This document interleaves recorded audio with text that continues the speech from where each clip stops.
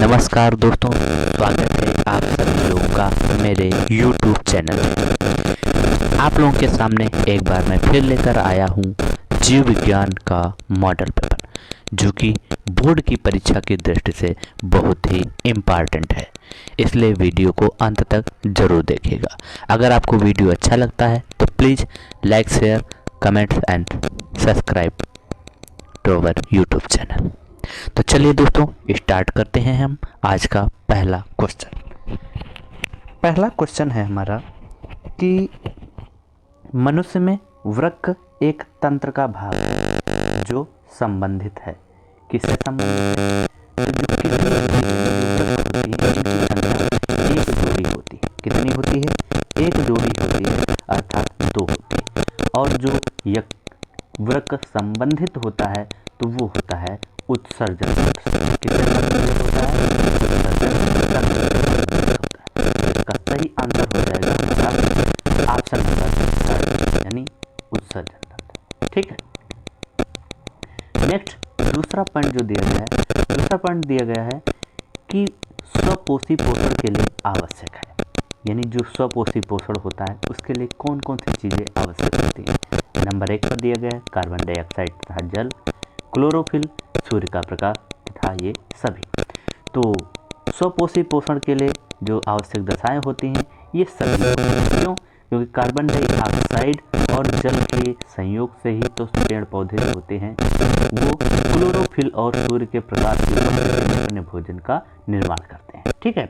तो जो पौधे अपना भोजन स्वयं बना लेते हैं उन्हीं को स्वपोषी पोषण या उन्हीं को क्या कहते हैं, उनका जो पोषण होता है वो स्वपोषी पोषण कहलाता है। या जो ऐसे पादप होते हैं उनको हम स्वपोषी जीव कहते हैं। ठीक है। तो इसके लिए जो सही आंसर हो जाएगा वो हो जाएगा ये सभी। ठीक है। नेक्स्ट क्वेश्चन की बात करते हैं। अगला क्वेश्चन है कि अलैंगिक जनन मुकुलन द्वारा किसमें होता है। तो मुकुलन के द्वारा जो है अलैंगिक जनन किसके द्वारा होता है? तो ये होता है ऑप्शन नंबर 2, यानी ईस्ट में होता है। किस में होता है? ईस्ट में होता है। इसमें क्या होता है कि इसके शरीर के ऊपर एक छोटी सी कलिका निकल आती है जिसे हम बड कहते हैं, और यही आगे पृथक होकर संतति कोशिकाओं का निर्माण कर देती है। ठीक है। तो अगला क्वेश्चन देखते हैं। परागकोश में होते हैं। परागकोश में क्या होते हैं? क्या बाह्यदल होते हैं, क्या अंडाशय होते हैं, क्या अंडप होते हैं, या परागकण होते हैं।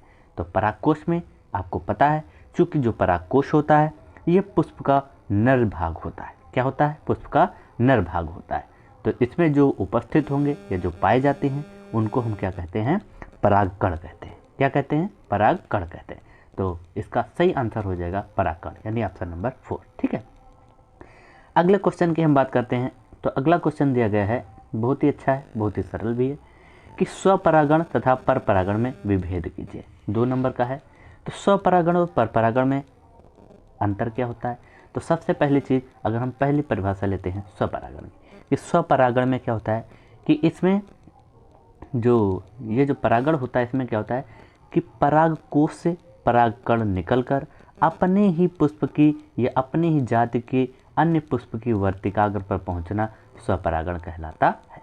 ठीक है। जबकि परपरागण में क्या होता है, इसमें जो परागकण होते हैं वो अन्य पुष्प की वर्तिकाग्र पर पहुंचते हैं। ठीक है।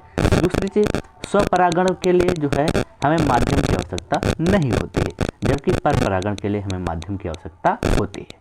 जो स्वपरागण वाले पुष्प होते हैं वह श्वेत होते हैं, सफ़ेद होते हैं या फिर हल्के कलर वाले होते हैं, जबकि जो परपरागण वाले पुष्प होते हैं ये अधिक आकर्षक एवं चटकीले कलर वाले होते हैं। अगर कह दिया जाए कि अच्छा क्या कारण होता है कि परपरागण वाले जो पुष्प होते हैं वो अधिक आकर्षक एवं चटकीले होते हैं, क्योंकि इसके पीछे भी रीजन होता है, ताकि जो इंसेक्ट हो यानी जो माध्यम होता है वो उसकी तरफ आकर्षित हो जाता है। ठीक है।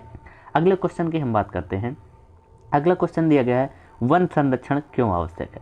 तो वन संरक्षण क्यों आवश्यक है? आपको पता है कि जो वन होते हैं वो उनसे हम बहुत सारी चीज़ें या वस्तुएं प्राप्त करते हैं। जैसे नंबर 1 पर हम प्राणवायु प्राप्त करते हैं, ऑक्सीजन जिसको कहा जाता है। ठीक है। वनों में पेड़ पौधे ही तो लगे होते हैं। पेड़ पौधों से हमें क्या क्या प्राप्त होता है? फल भी प्राप्त होते हैं, लकड़ी भी प्राप्त होती है। ठीक है। विभिन्न प्रकार की औषधियाँ भी पाई जाती हैं वनों में, और ऑक्सीजन तो प्राप्त ही होती है। ठीक है, अर्थात ये क्या करते हैं, पर्यावरण प्रदूषण को भी रोकते हैं। इसीलिए जो है वन संरक्षण आवश्यक है। ठीक है, अगला क्वेश्चन दिया गया है कि स्वपोषी पोषण क्या है, उदाहरण देकर संक्षेप में समझिए। स्वपोषी पोषण क्या होता है, मतलब ऐसे जीव जो अपने भोजन का निर्माण स्वयं कर लेते हैं उन्हें हम स्वपोषी जीव कहते हैं, तथा इस प्रकार का पोषण स्वपोषी पोषण कहलाता। जैसे स्वपोषी पोषण जो है किसमें होता है, तो पेड़ पौधों में होता है। किसमें होता है, पेड़ पौधों में होता है। अब स्वपोषी पोषण के लिए कौन कौन सी चीज़ें आवश्यक हैं, जैसा कि अभी बहुविकल्पी प्रश्न में हम पढ़ चुके हैं कौन कौन सी चीज़ होनी चाहिए। तो नंबर 1 चीज़ CO2 गैस होनी चाहिए, जल होना चाहिए, क्लोरोफिल होना चाहिए और सूर्य का प्रकाश होना चाहिए। तो ये सब चीज़ें जब होती हैं तभी स्वपोषी पोषण संभव होता है। ठीक है, अगले क्वेश्चन की हम बात करते हैं। अगला क्वेश्चन दिया गया है कि श्वासोच्छ्वास एवं श्वसन में अंतर बताइए कि श्वासोच्छ्वास और श्वसन में क्या अंतर होता है।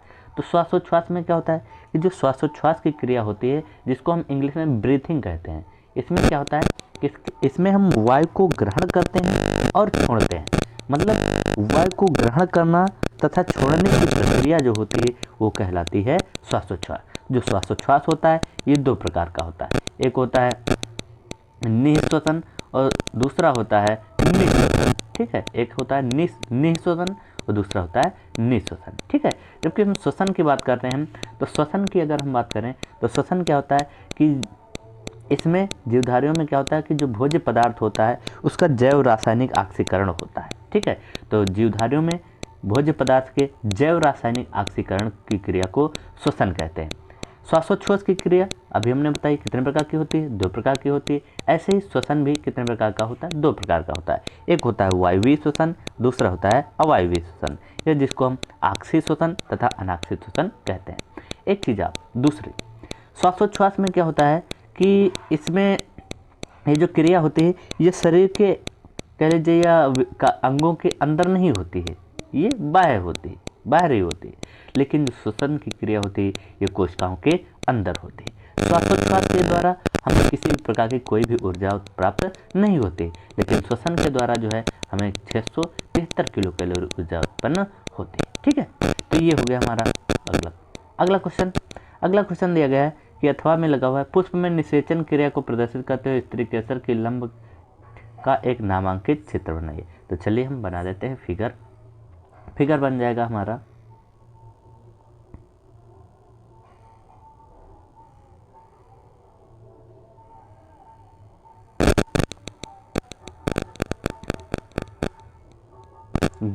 ये बन जाएगा हमारा फिगर। ठीक है, यहाँ पर हम परागकण लगा देंगे। ठीक है, परागकण बन।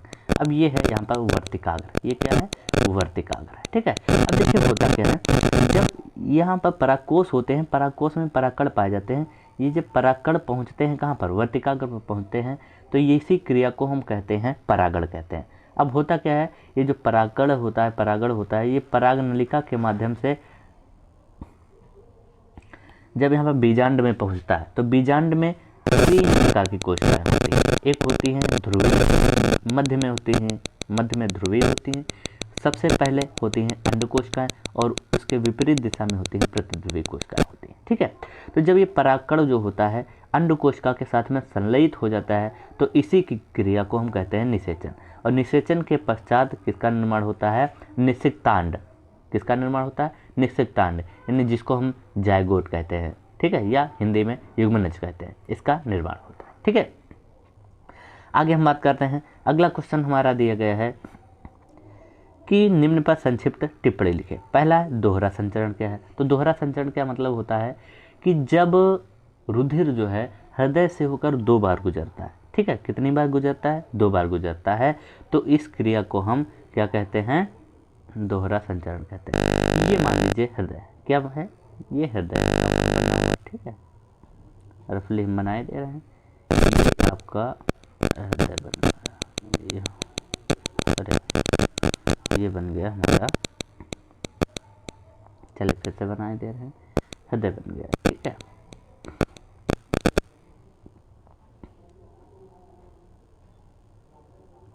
ये बन गया हमारा,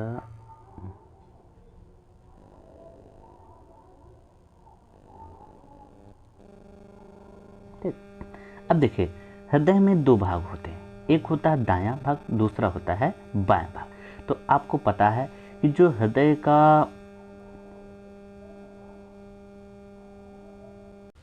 जो बायां भाग होता है उसमें सदैव शुद्ध रुधिर पाया जाता है। कौन सा पाया जाता है? शुद्ध रुधिर पाया जाता है। लेकिन जो दायां भाग होता है, दाएं भाग में सदैव अशुद्ध रुधिर पाया जाता है। इसमें जो अग्रमहाशिरा पश्चिमहाशिरा पाई जाती है, ये पहले लाकर दाहिने अलिंद में रुधिर को छोड़ देती है। मतलब एक बार आया, इसके बाद में क्या होता है, जब ये शुद्ध हो जाता है रुधिर, तो यहाँ पर पल्मोनरी शिराएँ पाई जाती हैं, फुफ्फुस शिराएँ पाई जाती हैं, जिसके द्वारा ये रुधिर पुनः बाएं अलिंद में आ जाता है। मतलब देखिए, पूरी प्रोसेस में क्या हो रहा है कि रुधिर हृदय में 2 बार प्रवेश कर रहा है, और इसी क्रिया को हम क्या कहते हैं? दोहरा संचरण कहते हैं। ठीक है। दूसरा पॉइंट दिया गया है परिवार नियोजन। परिवार नियोजन क्या है? तो यह एक ऐसी विधि होती है जिसके माध्यम से जो जनसंख्या है उसको नियंत्रित किया जाता है। ठीक है। इसकी तमाम 2 प्रकार की विधियाँ होती हैं, एक होती है स्थायी विधि, दूसरी होती है अस्थायी विधि। ठीक है। तो इसके बारे में हम बात कर लेंगे।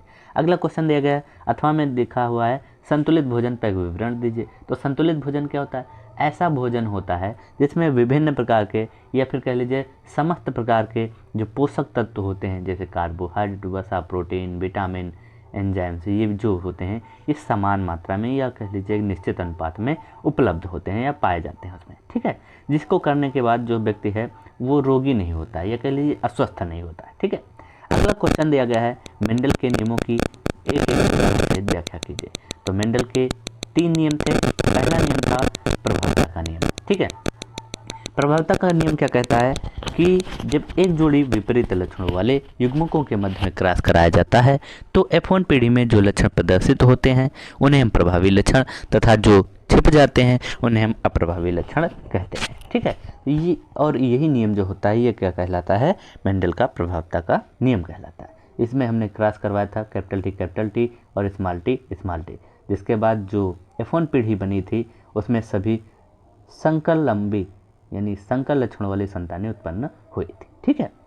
दूसरा नियम है इनका पृथक्करण का नियम। पृथक्करण के नियम में इन्होंने क्या बताया था, जब इन्होंने F2 पीढ़ी में क्रॉस करवाया था तो F1 पीढ़ी के मध्य जब क्रॉस करवाया तो इन्होंने देखा कि जो भी युग्मक लिए गए थे वो सभी बारी बारी से पृथक हो गए थे।